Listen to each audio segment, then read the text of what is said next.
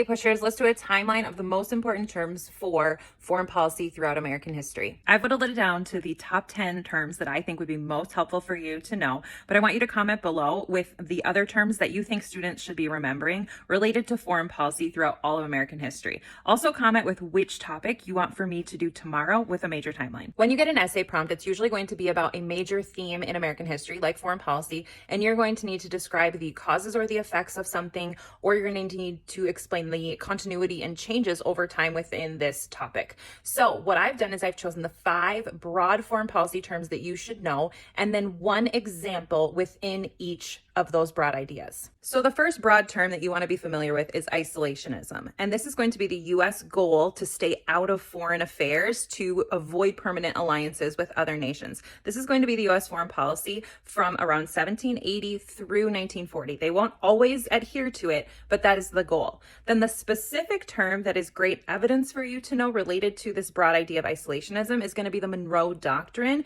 issued in 1823. The next big broad term related to foreign policy that you want to be familiar with is manifest destiny. And while historians kind of debate the years here, you want to be thinking around 1812 through 1867. So kind of that period after the War of 1812 through, the end of the Civil War. And then the specific example that I think you should remember is going to be the Mexican-American War, which is from 1846 to 1848. The third broad term that you should be familiar with is imperialism. And this is going to be from approximately 1898 to 1914. And the specific term that you want to be familiar with that demonstrates this overseas expansion efforts of the United States is going to be the Spanish-American War, occurring in 1898. The fourth term for our broad foreign policy is going to be interventionism. And this is going to be about 1917 to the present, referring to the U.S. intervening in foreign affairs at in a larger capacity.